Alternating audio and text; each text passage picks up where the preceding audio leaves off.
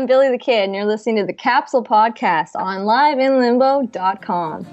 We bought this house and we had these kids. I don't know whose life this is. It sure as hell ain't mine. It sure as hell ain't mine.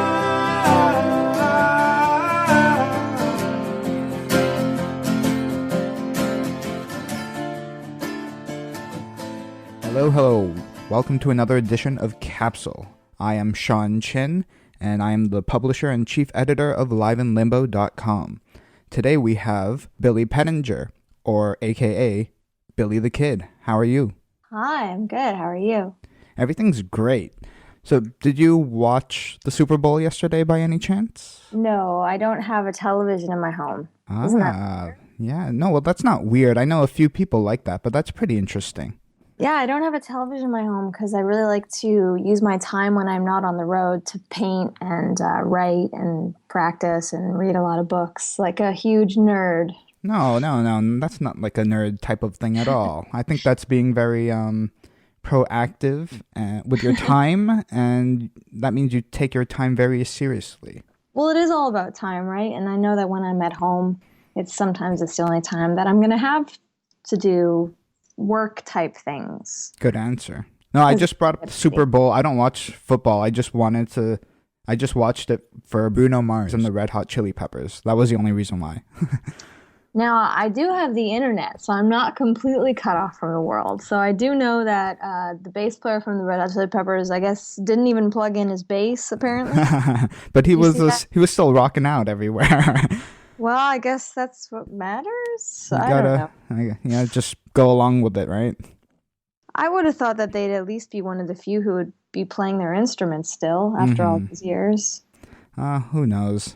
I don't know. It's a whole other side of the music world, the industry side that I will never understand and hopefully never belong to. So, yesterday there was also some tragic news in the passing of Academy Award winner Philip Seymour Hoffman. I know.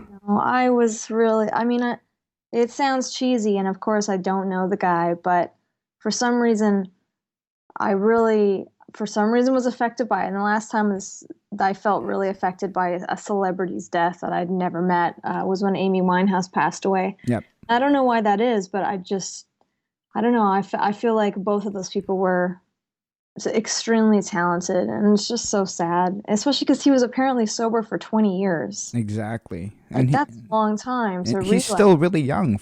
He died at 46. I know. And comparably, he accomplished a great deal, but you also can't help but imagine what he could have accomplished. Oh, yeah. He could have offered so much more. Yeah, like not that long ago, he made his directorial debut with this film called Jack Goes Boating, which I just thought was beautiful, and which he also starred in. And I think it was just like a little glimmer into his potential in that other world. I don't know. It's so sad. What are you going to do, right? That's right. So how did he affect your life in particular? What impact did he have for you? Well, I don't have television, but I am a fan of movies and stuff like that. So I'm I'm a normal person, so I'm a bit of a fangirl in a lot of different respects, and music isn't the only thing. So that's great. It's a weird thing, actors and acting and movies, because it's not even real, arguably, but somehow they have the ability to tell these amazing stories on such a broad scope and scale. I mean, the budgets alone in some of these pictures, they could finance several people's lifetimes. Exactly. Yeah, that's a good point. But yeah, in that sense, the possibilities are kind of limitless. And even one of my favorite things that he ever worked on is this animated feature called Mary and Max. Yep. Or Max and Mary. And arguably, that wasn't maybe like the full potential of like an actor as an animated feature, but for some reason, just him as the voice, really, I couldn't imagine anybody else doing it. And it's such like a kind of somber, tragic, and yet uplifting little like stop motion piece. Just like the art of it is so tactile, and I don't know. there's something about it. So I'm a definite fangirl. So I guess that's the thing about relating to art. Even when you don't know these people, you kind of feel like you do. And also, he was a bit of an outcast, Hollywood wise. Yeah, that's true. He was a little bit of an outcast there, but he was very multi-talented, as you mentioned. So, Totally. yeah, And you read all these quotes, and he was pretty aware that like there aren't, maybe many larger, like fair-skinned, um, you know, chubby kind of guys being cast in lead roles, but he killed him every single time. So exactly. That was him. maybe that was a part of where his demons were coming from. Yeah. So we'll leave that as that, and then we'll move along to your music. So actually, we've featured you a few times on Live in Limbo before, and Lee interviewed you once before at the Dakota Tavern. Hmm. And so since that time, well, maybe you wanna, because I see big things for you in the near future. So maybe you just want to briefly go over um, where did this path in music begin for you up to right now, and then we'll talk about the future stuff. Okay, I guess I grew up playing in punk rock bands, and that kind of world um, made me very open to the concept of like doing things on your own and creating your own destiny. So everything from like putting on your own concerts if you're in a band to releasing your own albums. So I started pretty early, hence the nickname Kid, booking my own shows and then tours. And then I started this little indie record label just to kind of put out my albums and my friends' albums. And yeah, and that was, gosh, a real long time ago. That was Lost Records? Yeah, Yeah. yeah. Mm-hmm.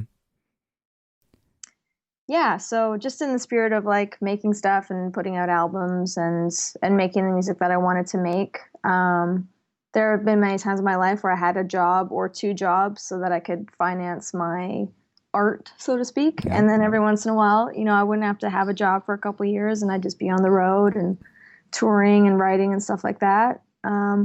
But knowing that it was my passion and my art, I never really, I guess, kind of expected it to keep me alive. I really believe that you shouldn't ask anything of your art, whatever your thing is, whether it's music or skateboarding or whatever it is. I think that ultimately the happiest and sometimes even the more successful people are people who are just like they like to do the thing that they do and that's it. They're not trying to make a bunch of money off of it. So yeah, that's kind of where I come from, the whole like independent DIY thing. Oh, that's great. So you've released a few records already, and Yeah, I you have like 19 releases. 19. Wow, that's crazy. That's insane. Yeah. Well, how did they all get there?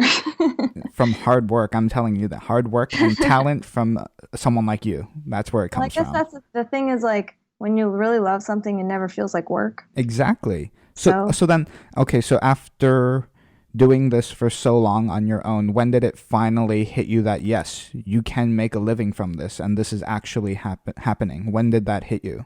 And when did you realize that? Oh my God, it still hasn't hit me. I mean, I think just because of the many drawbacks and setbacks, my perception is constantly shifting and evolving to the point where like I look at anything that happens with this as a total bonus.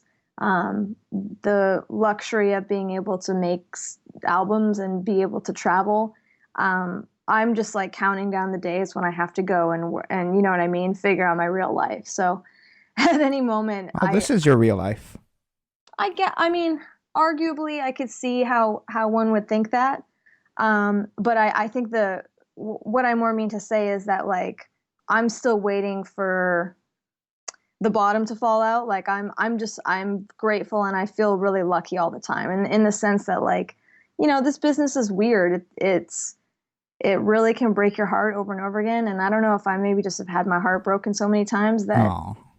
that I mean, I'm sure even if I was like selling out massive coliseums, I would still be like, any day now, like I'll be back at the small club, which is fine. So I don't know. I guess like in a sense, like I could see how that mentality would backfire at times. Like maybe that holds me back because I'm not super confident about this Mm, my career all the time. yeah. But that said, it's also really easy to, I think, sometimes lose perspective when you are alone and independent a lot. Like most of my decisions have been made, on my own and in my own head. And normally I know my own schedule very far in advance. So it's really easy to get lost in that and lose perspective, which is kind of a interesting segue into where we are now. Yeah, let's get to where we are now. Yeah, so where we are now is I finally have some help.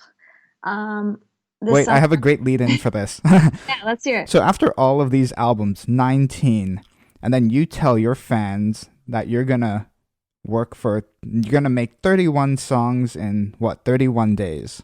Yeah, cover videos. And then what did you end up doing?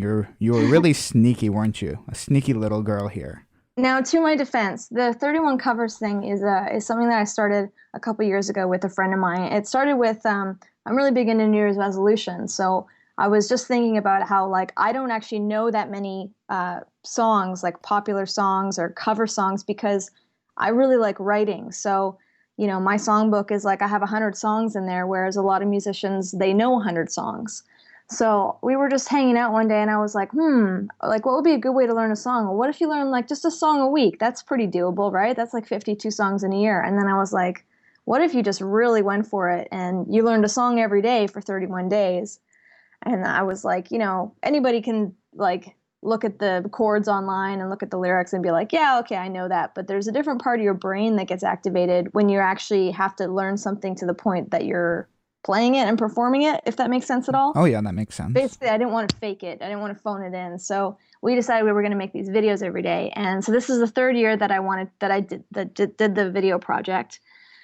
And last year, a similar thing happened. I had some tour dates overseas. So I actually made all 31 videos, and I think I made the first 29 or so in 11 days. That's crazy. But that's good. I guess, and there were moments when I was in the trenches where, it's pretty, by the fifth song on the fourth day, you're kind of you lose perspective. And then you think, oh God, people are going to be watching these. And I made a mistake that one chorus. And then you realize, okay, whatever. This is a learning thing and it's a fun thing. But yeah, man, we didn't know how easy we had it when we just were learning 31 in 31 days. Cause this year, I ended up going to London to record, and it was a similar story. It was I made all the videos in 8 days, and it was crazy.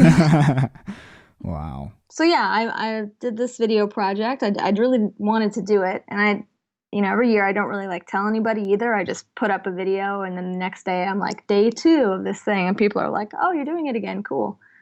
But meanwhile, I was in England working on this new album with a friend of mine. A cool friend. Yeah, he's all right. He's all right? Oh, okay. He's all right, yeah. And we met in a very accidental way. This summer I was on this thing called Warped Tour for a couple weeks, and they have an acoustic stage. And after the 2 weeks, I had a day off and then a show in Ontario, and then I was going to fly home and probably work for a little bit, save up some money to make a new album. But on my day off, a friend of mine was like, hey, you should email this guy, Frank, who I was familiar with. We have some mutual friends, obviously knew his albums and stuff. And you should ask Frank if you could open the show. And obviously there were other people already on the show because it had been booked months in advance. Actually, a couple of them were friends of mine. But Frank invited me to come and sing a song at the show. Anyways, long story short, we ended up getting along. And the next thing I know, his label emailed me and asked if they could re-release my last album. So they wanted to distribute and do a proper release for my last album. So the I guess backstory of this is because all I really ever cared about was making albums. I never really promoted or marketed. So I was like, whatever, if people like it, then they'll tell people. That was my idea of promoting. It's just by word of mouth. Make something cool, and if people like it, great. If they don't, whatever, just make the next one. So when they said they wanted to re-release the last album, I was really excited because it never really, was released officially. I just put it out. And by that point, it was already almost a year old. So I just suggested that we add some extra songs to it. And they were like, "Great, we love that idea. Why don't you send us any demos that you have or any ideas?" And well, long story short, I had 36 demos kicking around. So by the time I sent them all the demos, they were kind of like, "We should probably just do a new album." Yeah, So that's 36 is a lot. yeah, well, and then again, it was like I had a bunch more shows, and I just remember sitting in like the same apartment where I made the cover videos and like making the first 27. I made all those demos. I think it's 6 days or something like that. It was just like this blitz of waking up and waiting for the neighbors to leave for work and recording all day. And then I think I got back and I ended up making um, another 9 or something like that. But anyways, um, I I guess they sent the songs to Frank, and I guess he liked them. And next thing I know, I'm in the studio.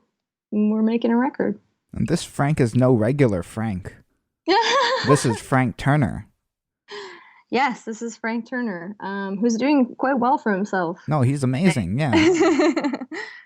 Yeah, no, it's really cool because I don't know, not that I even like belong to the circle of friends, but there are kind of, a few of these people that started out in punk rock bands, which I relate to, and are now doing like more singer-songwriter, folk troubadour or whatever kind of a thing. And I think of people like Chuck Reagan and Tim Barry, and those people are on the same label as Frank and now that I am. So, and Dave from the Loved Ones. Yeah. This is Extra Mile Recordings, right? Yeah. So that's an awesome collective group that you got there.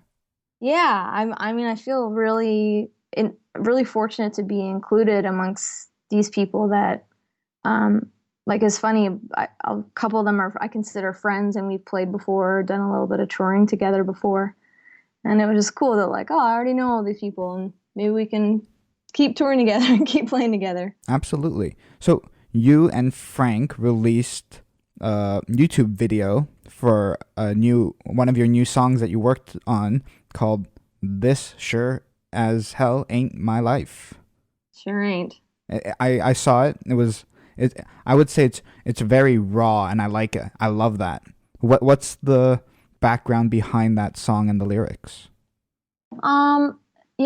I was thinking of like when the album comes out, writing up a bunch of little blurbs about what the songs are, because a lot of them are they get written in different cities, or they end up, just kind of happening randomly.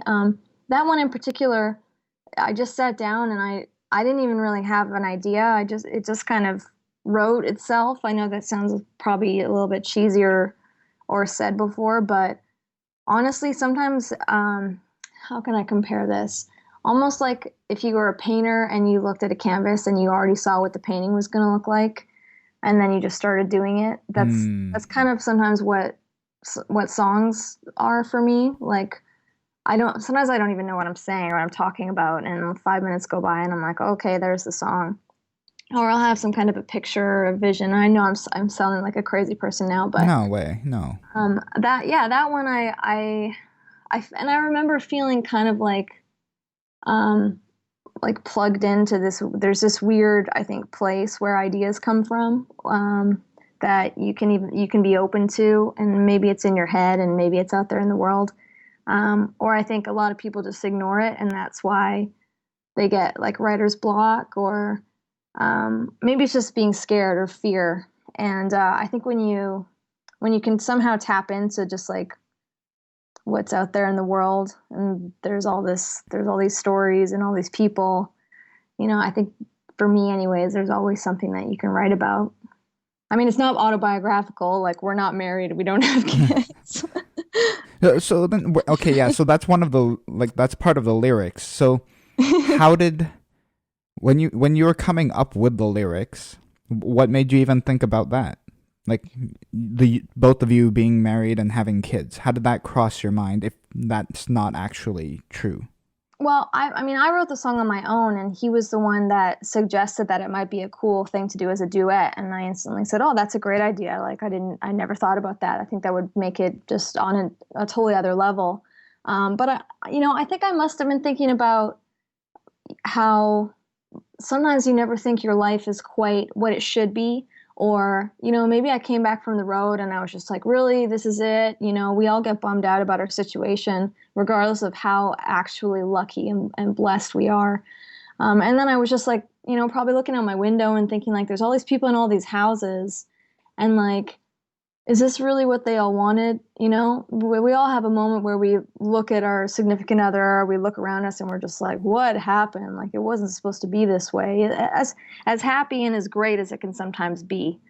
So I'm sure, yeah, my perspective is I'm not married and I don't have kids, and arguably I might never be at this rate. And I probably won't be owning any property anytime soon, but it's like a kind of a universal sentiment, maybe, just looking at your life and being like, this cannot be my life. Yeah, I love it. No, it's a great song. Everyone should go watch it. I'll put a link to it in the show notes for sure.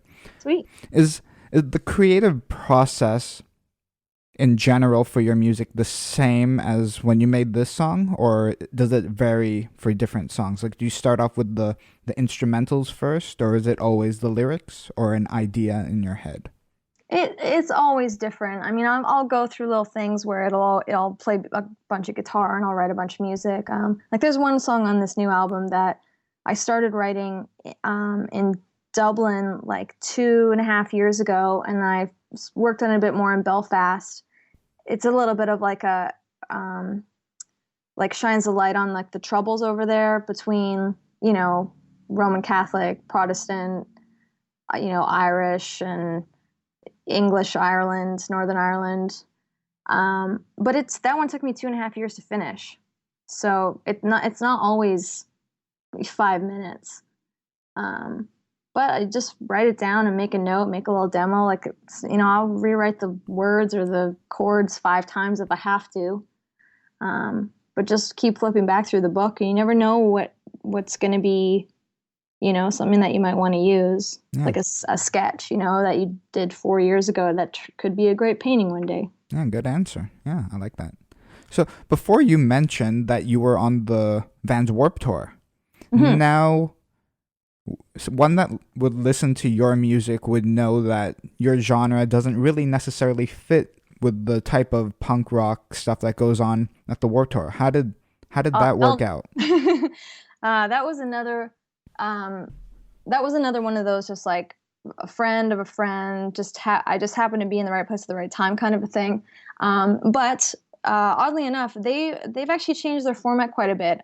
In fact, they've had stages of hip hop acts and all kinds of music for a lot of years. And I think a lot of people don't realize that they've had this acoustic stage for a while now. So I was actually on the acoustic stage, and it was just a lot of people like me, like people who were in bands, and now we were kind of doing this more like folk spin on it.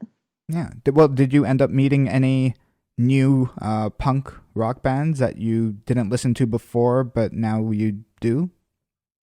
Yeah, I mean, typically I lean towards the more like singer-songwriter stuff. Yeah. So every once in a while I'd see some like really heavy band that was sweet and would remind me of my youth. But most of the time it's like I really like listening to my friends' songs, and in a weird way I kind of feel like some of the people I've had the fortune to meet are working harder at songwriting than like a lot of the bands I grew up listening to. Like when I really was thinking about that when I did the 31 covers thing, because I learned all these songs from the 90s. I did like a week of 90s songs, and then the week after I did a week of songs that my friends had written, and it was a lot of people that I met on Warped Tour.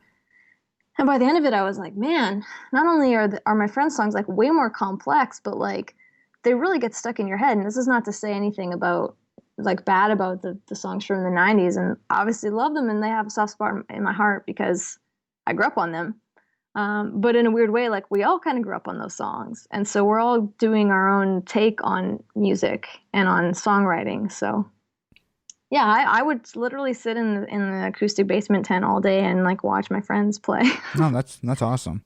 Yeah, and I never got bored of it. Like I really actually like their songs. So when you're on a tour such as that, or just taking long flights in general, or going on long road trips, what do you what do you do as a hobby by default that's not musical? Like a hobby or something? I read. I play like online Scrabble on my phone with my friends. I try and keep in touch with people, whether it's like online stuff or just texty people. What's the last thing that you read?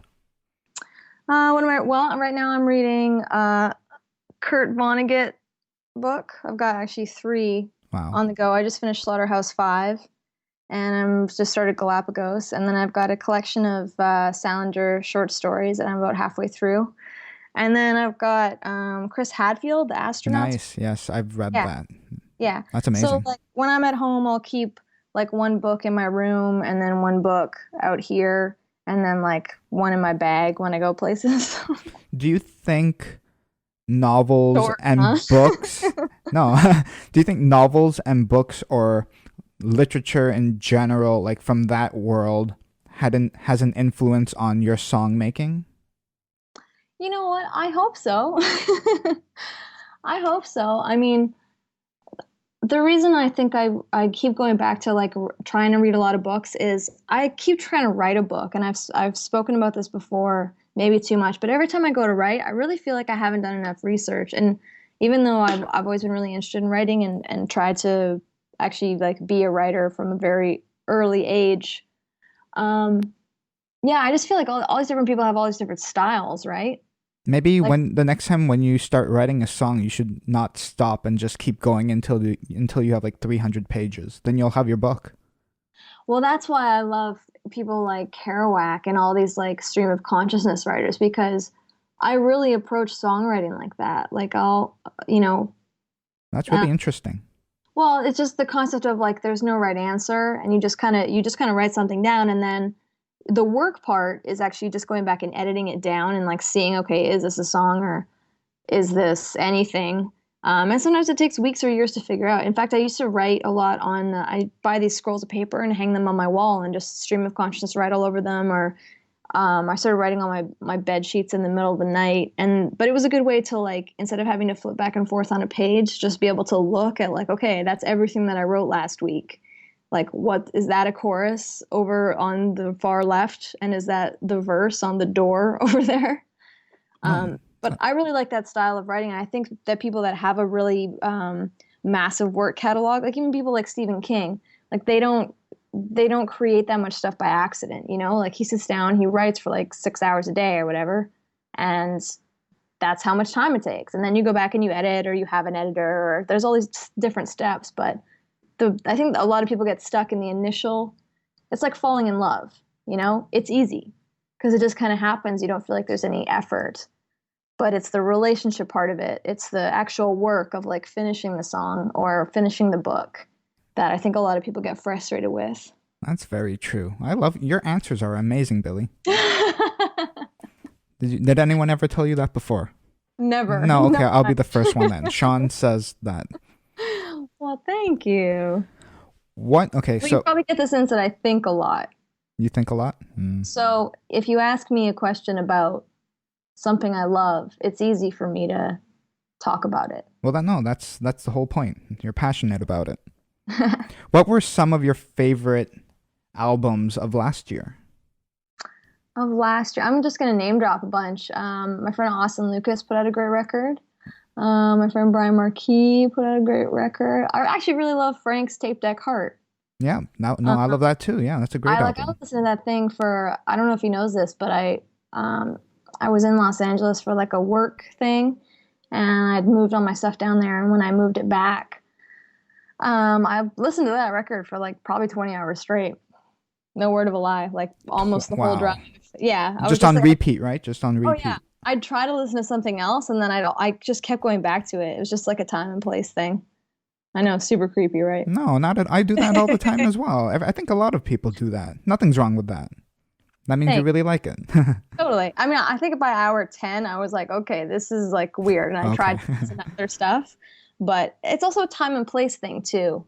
You know, I think if I tried to listen to that record at other points in my life, it wouldn't have really clicked as much. Mm-hmm. Yeah, I get that. So, What albums help define you as a human being? It could be happy, angry, or sad.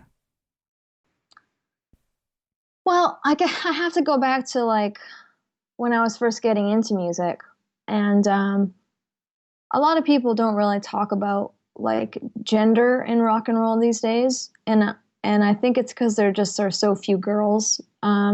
But for me, it was really important to have female role models. So I listened to a lot of like really loud, screamy music, like which arguably like wasn't technically amazing or melodic, but it was really important to me. And I grew up like listening to early '90s bands, so like Nirvana was a big deal, and Pearl Jam was my first concert and stuff like that. And then like a lot of those early like pop punk bands, the combination of those two worlds were kind of how I learned to play guitar, just because it was easy and we could all play it fairly competently within an afternoon. And so today, do you think that issue is solved with having female leads, strong female role models in the music industry? Do you think that's Absolutely not. no? Absolutely not. I think I actually feel really sad that I don't know who girls that were my age when I was getting so inspired into music. I have no idea who they would look up to because there just aren't so many like players anymore. Like there aren't people who like are great at their instrument, or they might be a great singer and that's fine, but it's like you can't be a great singer and just be a great singer. You have to be like beautiful and attractive and no coordinated dance moves. And honestly, like I'm probably the only person that like really pisses me off. That really makes me angry. Oh, well, for me, I kind of see like there's like a trend of it becoming better. But do you see anyone who has potential to be a role model? You're definitely one of them. Well, I don't know about that, but I'm thinking of another Canadian girl who's doing quite well, who writes her own songs and has a great voice, and she's kind of like, I don't know, she seems like she's fairly together too. Her name's Lindy Ortega. Okay. Anyway, she's from Canada. Um, I mean, I really like Alison Weiss. I think Yeah. she's a Yeah. great songwriter and guitar player and singer. It's like, for me, it's important to have kind of all the boxes checked. Like, if you're a great singer, then to me it means a lot if you're also singing your own songs, and then it means even more if you're also playing on your own songs, especially live. Yeah. It's the whole package, right? Yeah, and I don't know why it sounds kind of discriminatory, but I think it's just because we live in a world where American Idol and X Factor and America's Next Top whatever the hell is like taking over people's mindsets, that it's like that's all there is to a lot of people. Yeah, I see Uh, that. That's an issue. yeah, and I mean, I don't really come from that world, and maybe there's not anything wrong with it, but to me, I just think of like any girl who's like 11 to 14 right now, and the first thing they're going to do is like grab a microphone and like start going to the gym, and you know what I mean, and change everything about themselves because that's what they tell you to do on TV.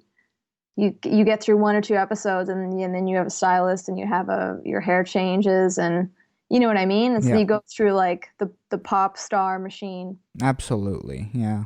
There's And something needs to be done. well, yeah, and it's a different world. Obviously, I don't live in that world, but yeah, I'd like to see more girls on the front line of like, even like the label that's helping me out. I think there's one other girl on the label for all the other bands, and I'm on tour quite a bit, and 9 times out of 10, I'm the only girl there, the only girl backstage. Well, that might Like, be that must be nice for you. not No, really. not really. Okay. Not really. And I think they would never admit to this, but it's probably not nice for the boys either because they live in this world that isn't real. Mm-hmm. Yeah. It's like even on like a independent scale, it's a little bit, I don't know, it's a little bit like a carnival.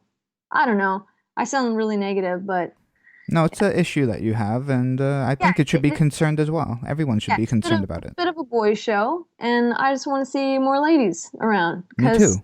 we belong here. You know what I mean? Exactly. I fully agree with you. Woohoo! I have a question that I got on from an email, and I was going to ask this as well. What's the difference between working with someone like Frank Turner and Raine Maida, who you worked with before from Our Lady Peace? Good question. I like this question. Is one of them more stricter than the other, or how does that work? Well, I have a theory on this, and the first the first solo EP I made was with Raine. And you know what? I was a little bit younger and I had never done I just started playing like solo acoustic shows. I grew up in punk rock. Like I didn't really know what I was trying to be or do yet, if that makes any sense. So the good part of that is I was very open to suggestion. I was very like into whatever. So when you're working with somebody who's acting as a producer, it's good to be in that position. It's good to be open to suggestions. Otherwise, you might as well just work by yourself. Um, so, I mean, our working relationship was, yeah, he was producing and he was very involved, and I was kind of like, just playing piano or just playing the parts that he would a-okay, and that was fine. It was a good learning experience. I got to work with a lot of really good musicians. Um, Now, interestingly to me, the next recording that I did, I was completely involved. I produced it, I played a ton of the stuff, I raised the money to record it, I released it. So it was like a complete 180 to just like sitting on the couch and somebody being very involved in my songs. Now that said, I was really cool with it at the time because I was open to suggestion. Now here we are with this album with Frank, and man, I don't really know what's going to happen with the album or if it's going to do well or poorly. And I don't really care because when I think about it, all I'll ever think about is how much fun it was and how easy everything was. And I don't think a lot of people realize what a really, really good musician Frank is. Like, even to the point where we kind of split a lot of the instrumental duties up the middle. And it was cool because we both play a little bit of piano. Neither of us are like amazing, but we have different styles. So if I was, trying to make up a part and wasn't really working, within about 2 minutes, we'd kind of be like, well, maybe you should try. Or he'd go, do you mind if I have a go at it or something? And instantly he'd sit down and I'd be like, yes, that's exactly the part. Like you're playing what was in my mind that I couldn't physically do. And the same thing would happen pretty much time and time again, where we just were like a wrestling tag team, I felt like. So and there were so many times where I had like a part in my head and I would just suggest it to him. And the first thing he would play, because we like a lot of the same music and we grew up in the same era, would be exactly the part that I would have played. So I mean, I have so many memories of just being like, yes, that's awesome. This is great. Even to the point where like we recorded the drums and the electric guitar and Frank played bass, and his drummer Nigel played drums. We recorded all those things at the same time. So it was just like being a band practice, and it was just really fun. And I think like after making a lot of solo albums, kind of in a more lonely way, it was good for me to it's pretty much a combination of like my solo work and my punk rock band years. No, I'm glad to hear that. So that sounds like you have great chemistry. Everything was just natural and it was very symbiotic. Yeah, and oddly enough, I always keep thinking about something that actually Jeremy Taggart, who is the drummer from Our Lady Peace, when I first started working with Raine, I kind of, just to get a lay of the land, I asked him, like, so is there anything I need to know? Like, what can you tell me? And he just very relaxed and nonchalantly said, Billy, anytime that we ever did anything that was supposed to be like a really big deal or really successful or really important, it never really worked out in the long run anyways. But anytime we ever did anything and it was just easy and just felt normal and natural, those were always the things that were in the long run the biggest success for us. So he was like, take that for what it's worth. And I kept thinking about that like, it wasn't until I think day 4 that, one of us was like, oh, maybe we should try a different microphone on this thing. Like that was like the extent of the biggest problem in the entire thing. Wow. Yeah, and I didn't want to overthink it, but I also was thinking like, are we just being way too relaxed, or like, is it supposed to be this easy?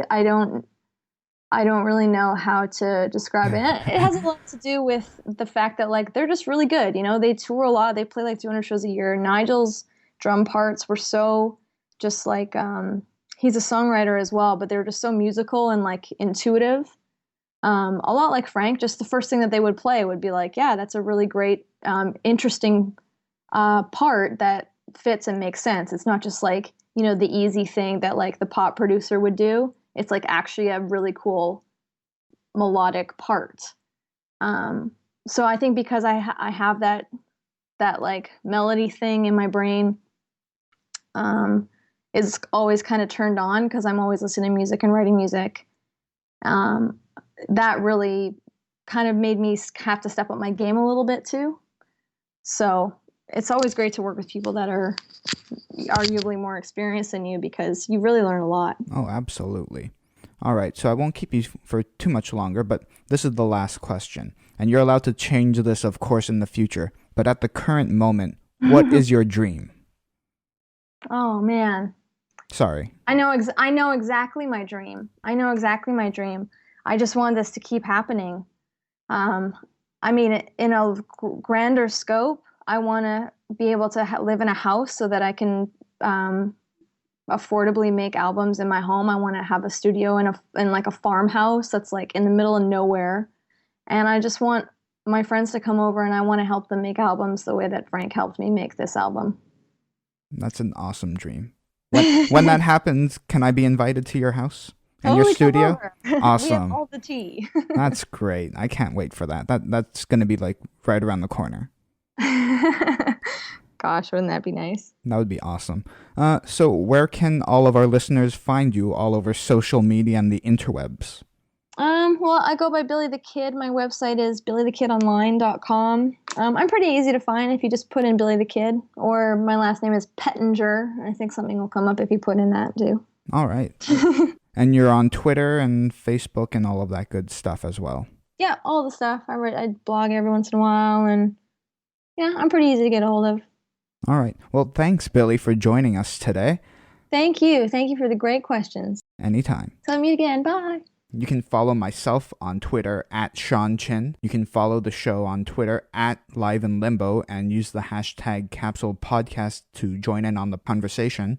And as always, you can find the show notes at liveinlimbo.com/capsule.